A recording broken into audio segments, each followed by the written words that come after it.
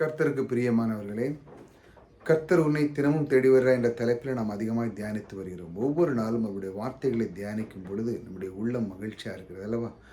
ஒவ்வொரு நாளும் இந்த 2-3 நிமிஷம் நீங்கள் கேட்குறதுனால உங்களுடைய உள்ளத்திலே தேவன் கிரியை செய்ய ஆரம்பிக்கிறார். அவர் தேடி வந்து உங்களுக்கு எல்லா விதத்திலும், எல்லா சூழ்நிலை மத்தியிலும் அவர் எல்லா விதத்திலும் வந்து உங்களுக்கு கூடவே இருந்து எல்லா காரியத்தையும் சந்திக்கிறவர். அவர் உங்களுக்கு கூட இருக்கிறார். ஆகையால் அவர் தேடி வருகிறார். தேடி வந்து உங்களுடைய உள்ளத்திலே வார்த்தைகளை விதைக்கிறார். விதைத்தது மட்டுமல்ல, அது அழகாக மரமாக மாறி உங்களுடைய வாழ்க்கையில் எல்லாத்திலும் நீங்கள் செழித்திருக்கணும். அதுதான் தேவனுடைய விருப்பமும் சித்தமாக இருக்குது. அதனால தான் அவர் தேடி வருகிறார். அவருடைய வார்த்தைக்கு நேராக போவோம். கடுகு சகல விதைகளிலும் சிறிதாய் இருந்தும் வளரும்போது சகல பூண்டுகளிலும் பெரிதாகி ஆகாயத்து பறவைகள் அதன் கிளைகளிலே வந்து அடையத்தக்க மரமாகும் என்றார்.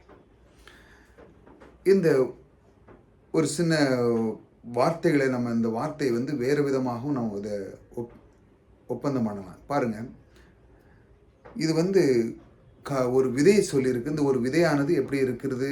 சிறு விதை தான் போடுது. ஆனால் அது வந்து எப்படி பெரிய ஆலமரம் மாதிரி வளருகிறது. அதிலிருந்து பல வந்து தங்குறதுன்னு சொல்லியிருக்கு. பல கிளைகள் வந்து அடையத்தக்க மற்ற எல்லா பட்சிகள் வந்து அதில் வந்து உட்காரத்தக்க இருக்குன்னு சொல்லியிருக்கு இல்லையா? இதை நம்ம இன்னொரு விதமாக பார்ப்போம். பாருங்கள், விதை என்பது வேறு வடிவில் பார்ப்போம். இப்போ இது என்ன பண்ணுது? கடுகு சிறு விதையாக இருந்தாலும் வளரும்போது அது எப்படி இருக்கிறது? அதே போல் நம்முடைய உள்ளத்திலே தேவன் என்ன சொல்ல விரும்புகிறார் என்றால், தேவனுடைய வார்த்தை, தேவனுடைய வாக்குத்தத்தம் இதெல்லாம் உங்களுக்கு ஒரு விதை போல இருக்கிறது என்று சொல்கிறார். அது விதை. அந்த விதையானது என்ன பண்ணுது? அது சின்ன ஒவ்வொரு நாளும் ஒரு வார்த்தைகள் ஒரு ஒரு ஒரு லைன் இருக்கும், 2 லைன் இருக்கும். இந்த மாதிரி சிறு சிறு வார்த்தைகளை நீங்கள் இருந்தாலும், அது சிறிதாக இருந்தாலும், அது வளரும்போது நம்முடைய உள்ளத்திலே தேவனுடைய வார்த்தையை நம் உள்ளத்திலே போட்டு அதை நாம் ஒவ்வொரு நாளும் தியானிக்கும் போது என்ன நடக்கு பாருங்கள். அது சகல பூண்டுகளிலும் பெரிதாகி, அதாவது நம்முடைய உள்ளத்தில் அது என்ன பண்ணுதுன்னா, அது வளர ஆரம்பிக்குது. நீங்கள் ஒவ்வொரு நாளும் சின்ன சின்ன வார்த்தைகளை விதைக்கிறீங்க, வார்த்தைகளை சொல்கிறீங்க, தேவனுடைய வார்த்தை எடுக்கிறீங்க, பேசுங்க. ஒவ்வொரு நாளாக, அதாவது ஒவ்வொரு நாளுங்கிறது ஒரு சிறு விதைகளைப் போல ஒவ்வொரு நாட்களாக நீங்கள் விதைக்கிங்க. இப்போ அதை விதைச்சு என்னது? அது பெரிய பூண்டுகளாக அது எப்படி ஆகிறது பாருங்கள். அது மிகப்பெரிய ஒரு பலனை கொடுக்கிறது தேவனுடைய வார்த்தை. நீங்கள் ஒவ்வொரு நாளும் விதைக்கிங்க. இந்த விதையானது என்ன பண்ணுகிறது?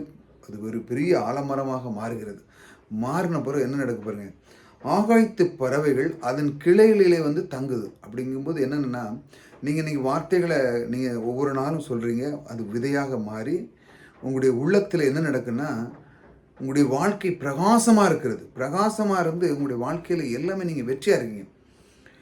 உங்கள் குடும்பத்தில் நீங்கள் வெற்றியாளனாக இருந்தினாலே உங்களுக்குள்ளே இருக்கிற உங்கள் குடும்பத்தில் உங்கள் மனைவி, பிள்ளைகள், உற்றார் உறவுகள், சித்தப்பா, அப்பா, பெரியப்பா, அம்மா எல்லாருமே பாருங்கள் உங்களுக்குள்ளே வர ஆரம்பிச்சிருவாங்க. உங்களை நம்பி அவர்கள் இருப்பார்கள். உங்கள் மேல் அனாதி அன்பு வைக்க ஆரம்பிப்பாங்க. உங்கள் மேல் ரொம்ப பிரியமாக இருக்கும். ஏனென்றால் தேவனுடைய வார்த்தை என்ன பண்ணுறது? ஒரு ஆலமரம் போல இருக்குது. அதனால் உங்கள் அண்டையில் எல்லோரும் தங்க ஆரம்பிச்சிருவாங்க. நீங்கள் தான் அப்படிங்கிறது உங்களுக்குள்ள ஒரு சக்தி இருக்குது. அதாவது நீங்கள் தேவனுடைய வார்த்தையை உடனே இல்லை, கொஞ்சம் கொஞ்சமாக நீங்கள் சிறு விதை தானா, நீங்கள் விதைச்ச சில நாட்கள், அது விதைத்தது என்னன்னா, உங்களுக்கு தேவனுடைய அந்த வார்த்தை உள்ளத்தில் போய் இந்த உள்ளமானது என்னது? ஒரு நிலம் போல இந்த வார்த்தை உள்ளே சென்று என்ன செய்யறதுன்னா, ஒரு பெரிய ஆலமரமாக, ஒரு பெரிய செடி போல. இதில் என்ன கொடுத்துருக்கு? பூண்டு. ஒரு சகல பூண்டுகளிலும் பெரிதாக கொடுத்துருக்கு. அதே மாதிரி உங்களுடைய வாழ்க்கையில் தேவனுடைய வார்த்தை மிக அற்புதமாக உங்களை உள்ளத்திலே அது விதைத்து, நீங்கள் விதைச்ச அந்த வார்த்தை பெரிய ஆலமரமாக தோன்றி உங்களுடைய வாழ்க்கையிலே நீங்கள் எந்த பிரச்சனை வந்தாலும், எந்த சூழ்நிலை வந்தாலும் நீங்கள் அதை கவலைப்பட மாட்டீங்க. உங்களுக்குள்ளே யாராட்டு வந்தாலும், இப்படி பறவைகள்லாம் இப்படி வந்து அந்த இடத்துல தங்குது போல், நீங்கள் யாராவது உங்கள் இடத்துல வந்தால் நீங்கள் அவங்களுக்கு சொல்யூஷன் கொடுப்பீங்க. அந்த பறவைகள் பாருங்கள், அந்த இடத்துல வந்து உட்காந்து அதில் கனிகள் சாப்பிடும், அதை சாப்பிடும், நிழலில் உட்காரும். இப்படி பலவிதமான காரியங்கள் நடக்கும் அந்த மரத்தில். அதே போல் உங்களுக்குள்ளே நீங்கள் விதைத்த அந்த விதை என்ன செய்கிறதுனா, ஆலமரம் போல் உங்களுடைய வாழ்க்கையை மாற்றி, யாராட்டும் உங்களுக்கு உதவி கேட்டு வந்தாலும் அவங்களுக்கு இல்லைன்னு சொல்ல மாட்டீங்க. உங்களுக்கு யாராட்டும் பிரச்சனை வந்தாலும் அந்த பிரச்சனை நீங்கள் சொல்யூஷன் கொடுப்பீங்க. குடும்பத்தில் என்ன தேவை, மனைவிக்கு என்ன தேவை, பிள்ளைகளுக்கு என்ன, எல்லாத்தையுமே நீங்கள் சந்திப்பீங்க. ஏனென்றால் உங்கள் உள்ளத்திலே தேவன் நீங்கள் விதைத்த அந்த விதை என்ன பண்ணுதுன்னா பெரிய ஆலமரம் போல உங்களுடைய வாழ்க்கையை அவர் மாற்றி கொடுத்திருக்கிறார். ஆக நீங்கள் எல்லா காரியத்திலுமே நீங்கள் வெற்றியாளனாக இருப்பீங்க. எல்லாத்திலும் நீங்கள் முன்னு நின்று செய்யக்கூடிய ஒரு திறமை இருக்கும். இப்படி தான் உங்களை அவர் வளர வைக்கிறார். தேவன் தேடி வந்து வார்த்தை கொடுக்கிறார். அதை முதல்ல நீங்கள் புரிஞ்சுக்கணும். தேவன் என்ன கொடுக்கிறார்? வார்த்தை கொடுக்கிறார். உன்னுடைய வார்த்தை சிறு விதையாக இருக்குன்னு பரவாயில்லப்பா, ஆனாலும் ஒரு பூண்டு எப்படி அது பெரிய சகலவித பூண்டில் பெரியதாக இருக்குது போல, அது உனக்குள்ளே அது விதைத்த அந்த வார்த்தை ஆலம்பரம் போல இருந்து எப்படி பறவைகளெல்லாம் வந்து தங்குவது போல உன்னிடத்தில் வருகிறவர்களெல்லாம் ஒரு நாளும் சோர்ந்து போகாமல் இளைப்பாறுதலை செல்வார்கள், இளைப்பாரி செல்வார்கள். அந்த அளவுக்கு நீ இருப்பாய். உன்னுடைய வாழ்க்கையை நான் அப்படி மாற்றி அமைக்க விரும்புகிறேன். நீ எனக்கு நேரத்தை நீ கொடுக்கும் பொழுது உனக்கு இதிலிருந்து மற்ற காரியத்திலிருந்து கெட்ட காரியங்களிலிருந்து விடுதலையாக்கி நீ ஒரு பெரிய ஆலமரம் போல மற்றவர்களுக்கு நீ பலனை கொடுப்பாய் என்று சொல்லி அவர் வாக்கு கொடுக்கிறார்.